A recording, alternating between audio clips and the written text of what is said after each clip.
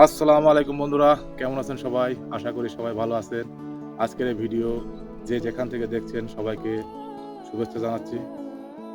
আজকের ভিডিওটার মুখ্য উদ্দেশ্য হচ্ছে পেঁয়াজের দেখতে পাচ্ছেন পেঁয়াজের আগা অনেকটাই পুড়ে গাছটা দুর্বল হয়ে গেছে। তো গতদিনকার যে স্প্রেটা আমি দিয়েছিলাম ফ্লোরা প্লাস মিম পটাশ আর সাথে হচ্ছে আপনার বোরন। তো এইগুলো দেওয়ার ফলে আমার এই পেঁয়াজটার আগা দেখেন হলুদ আকার ধারণ করেছে, কিন্তু আপনি পচান পচান লাগে নাই। তো আমি এখন এই গাছটা পেঁয়াজ কিন্তু নেমে গেছে, অনেকাংশে নেমে গেছে, আমার পেঁয়াজের সাইজ অনেক ভালো হয়ে গেছে। তো আজকে আমি যে স্প্রেটা করব তাতে আমার এই পেঁয়াজটা যাতে আর বেশি ক্ষতিগ্রস্ত না হয়, তার কারণে আজকের এই স্প্রেটা দিতে যাচ্ছি। তো বন্ধুরা আর দেরি না করে আমাদের মিশ্রণটা তৈরি করে নিয়ে যাক। মিশ্রণ শুরু করার আগে বন্ধুরা যেটা দেখাতে চাচ্ছিলাম, দেখেন আমার এই পেঁয়াজটা কিন্তু গুটি অনেক বড় বড় হয়ে গেছে। তো আপনারা একটু মনোযোগ দিয়ে দেখুন। আর গাছের আগাটা কিন্তু এই অবস্থায় দুর্বল হয়ে গেছে, কিন্তু পচন কিন্তু নাই। আপনারা ভাবতে পারেন যে পচন লেগেছে, বাট না, পচন লাগে নাই। আমি এটা আগের যে স্প্রেটা দিয়েছিলাম গাছের শক্তি কমিয়ে আমার পেঁয়াজের গুটি নামতে সহযোগিতা করার জন্য। তো দেখেন আমার পেঁয়াজের গুটি কিন্তু আমার আগে লাগানো পেঁয়াজ থেকে অনেক ভালো মাত্রায় নেমেছে, পেঁয়াজের গুটি বড় হয়েছে। যারা আমার আগে লাগাইছিল তাদের থেকেও আমার গুটি অনেক ভালো ভালো হয়েছে। তো আমি আজকে যে স্প্রেটা দিব যাতে আমার গাছ আর দুর্বল না হয়, যে পর্যন্ত আছে এই অবস্থায় দাঁড়িয়ে থাকবে। কারণ আমার পেঁয়াজ উঠাইতে এখনও 20 থেকে 25 দিন সময় লাগবে। তো এই জন্য আমি আজকের এই স্প্রেটা করছি। তো চলুন এখন মিশ্রণটা শুরু করা যাক। তো বন্ধুরা দেখতে পাচ্ছেন আজকে আমরা যে ওষুধটা কীটনাশক আমরা ব্যবহার করছি সেটা হচ্ছে কটন প্লাস। এটা হচ্ছে আপনার বিশেষত কারেন্ট পোকা, ধানের কারেন্ট পোকার জন্য ব্যবহার করে। এটা পেঁয়াজে আপনার চেলাজাব মারতে সাহায্য করে। তো এখন পেঁয়াজের বেশি ক্ষতি করে অবশ্য চেলাজাব, যেটা পেঁয়াজ গাছ হারিয়ে যায়, পেঁয়াজের গাছ শুকিয়ে একদম মাটির নিচে চলে যায়, যার কারণে পেঁয়াজ খুঁজে পাওয়া কষ্ট হয়। তো তার কারণে আমাদের গাছটা স্বাভাবিকভাবেই রাখতে হবে যাতে গাছটা ভালো থাকে, সুস্থ থাকে। তো এটা আমাদের ব্যবহার করতেই হবে। আর এখানে ব্যবহার করছি আমি ভোলার, এটা বায়ার কোম্পানির, লোনা যে কোম্পানির, সেই কোম্পানির এটা আলুর জন্য ব্যবহার করে। এটাতে আপনার গাছ সতেজ রাখে। যেহেতু বললাম আপনাদের যে আমার আগা পোড়াটা দেখতে পাচ্ছেন যে আগাটা পুড়ে আছে, তো যাতে আর বসে না যায়, যার কারণে এটা যে পর্যায়ে আছে সে পর্যায়ে সতেজ অবস্থায় ওইভাবে থাকবে। তার কারণে আমি ভোলার ব্যবহার করছি। এক্ষেত্রে আপনারা লোনা ব্যবহার করতে পারেন, তবে ভোলারটা মনে হয় ভালো হবে। আর এখানে আমি ব্যবহার করছি ইন্তেফা গ্রুপের তারেদ। এটা হচ্ছে আপনার এই যে দেখতে পাচ্ছেন লেট ব্লাইট, পচনজনিত যে কোনো সমস্যার কারণে এটা ব্যবহার করা যায়। আমি এটা অল্প মাত্রায় ব্যবহার করছি। যদি কোনোটা পচন হালকা লেগেও থাকে তাহলে এটা স্বাভাবিক করার জন্য এটা খুবই ভালো রেজাল্ট, আপনি ব্যবহার করতে পারেন। তো চলুন বন্ধুরা আমরা মিশ্রণটা তৈরি করে নিই।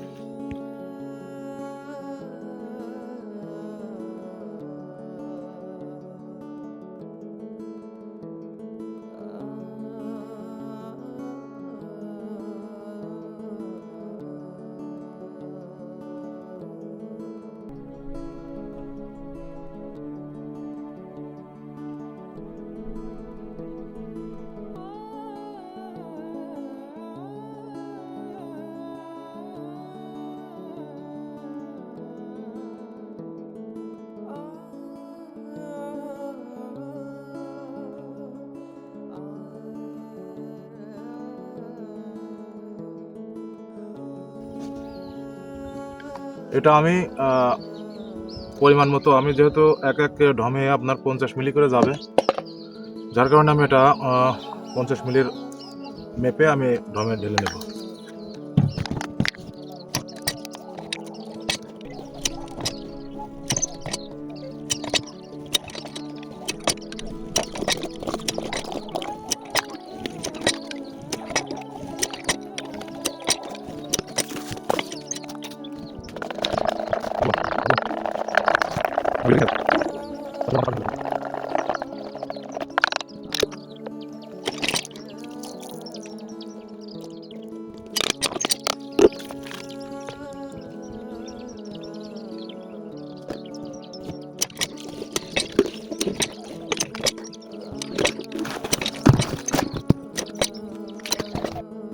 বন্ধুরা আজকের মিশ্রণ সম্পূর্ণ হয়েছে, তো চলুন।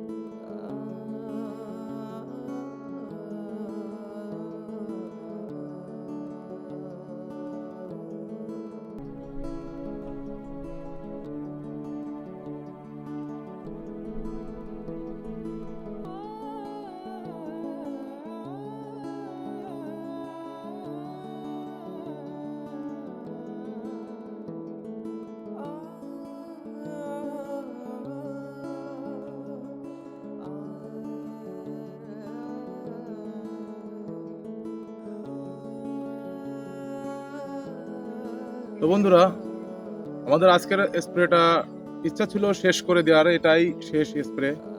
কিন্তু আমি একটা জিনিস এখন পর্যন্ত প্রয়োগ করিনি, যেটা বলা হয় জিব্রেলিক অ্যাসিড। বাজারে আপনি জাদা নামক একটা বড়ি, জাদা যাকে বলা হয় জাদা, ওটা বললে আপনার হচ্ছে জিব্রেলিক অ্যাসিড, এটার নাম বললে আপনাকে দিয়ে দিবে। ওই বইটা আমি আরও কিছুদিন পরে, মেবি 3 থেকে 4 দিন বা 5 দিন, আমার স্প্রেটা শেষ হওয়ার 4 থেকে 5 দিন পরে আমি ওইটা প্রয়োগ করব, শুধু বড়ি। জিব্রেলিক অ্যাসিড দেওয়ার বিষয়টা হচ্ছে, মনের কাছে তো অনেকটাই আপনার অনেক কিছুই দিতে চাই। তো আমার অন্যদের পেঁয়াজের থেকে আমার পেঁয়াজটা ভালো করার জন্য সব কিছুই দিতে ইচ্ছা করে, বাট একটা স্বাভাবিক প্রক্রিয়ার মাধ্যমে দেওয়াটাই উত্তম। তো আমি জিব্রেলিক অ্যাসিডটা প্রয়োগ করবো এই কারণেই যে আমার পেঁয়াজের গায়ে যদি কোনো স্পট বা টোপ খাওয়া জাতীয় কোনো রোগ যাতে না থাকে। যেমন আপনারা জানেন যে যারা পেঁয়াজ চাষি ভাই আছেন তারা জানেন যে অনেক সময় মাটির চাপে পেঁয়াজগুলো সঠিকভাবে বড় হতে না পারায় কিছু কিছু গায়ে আপনার টোপ খাওয়া থাকে আর কি। তো এটা যেন না হয়, এটা থেকে বাঁচার জন্যই আর কি আমার স্বাভাবিক একটা ফলন পর আশাই আমি জিব্রেলিক অ্যাসিডটা দিব, এবং ওটা দিয়েই আমি আমার স্প্রেটা শেষ করে দিব। টোটালি আমি এখন পরবর্তী 25 দিনের মধ্যে 25 দিন আমি একদম অপেক্ষা করব, 25 থেকে 30 দিন আমি অপেক্ষা করব আমার পেঁয়াজ তোলার জন্য। তো আজকে যে স্প্রেটা দিলাম, তো এই স্প্রেটার মাধ্যমে আমার এই গাছটা এখন যে অবস্থায় আছে দেখলেন। তো ইনশাল্লাহ এর থেকে খুব একটা পরিবর্তন হবে না, তবে গাছ আস্তে আস্তে শুকাবে। এই কারণে আপনার গাছ তো শুকাবে এবং পেঁয়াজ নামবে, এটাই স্বাভাবিক প্রক্রিয়া। তো আমি আমার স্প্রেটা করে দিলাম যাতে আমার গাছটা হারিয়ে না যায়। যদি কোনো প্রকার আক্রমণ থাকে তাহলে সেটা চলে যাবে, আর যদি হচ্ছে আপনার ম্যানকোজেবের অভাব থাকে সেটাও পূরণ হবে। আমি ইন্তেফা গ্রুপের যেটা দিয়েছি ওটাতে। তো আজকের মতো এই পর্যন্তই। সবাই ভালো থাকবেন, সুস্থ থাকবেন। যে যেখান থেকে দেখছেন ভিডিওতে লাইক, কমেন্ট, শেয়ার করবেন। কারণ আপনাদের একটা লাইক, একটা শেয়ারে আমার ভিডিও করার উৎসাহটা বাড়তে থাকে। আর যদি আপনারা এরকম না করেন বা আপনারা লাইক, কমেন্ট কিছু না করেন, তাহলে আমার ভিডিও করার আগ্রহটা কমে যায়। যদি আমার এই ভিডিও দেখে আপনার কোনো পরিমাণ, কিঞ্চিৎ পরিমাণও যদি উপকার হয়ে থাকে, তবে অবশ্যই কৃতজ্ঞতাবশত একটা লাইক অবশ্যই করে যাবেন। আশা করি ভালো থাকবেন। ধন্যবাদ।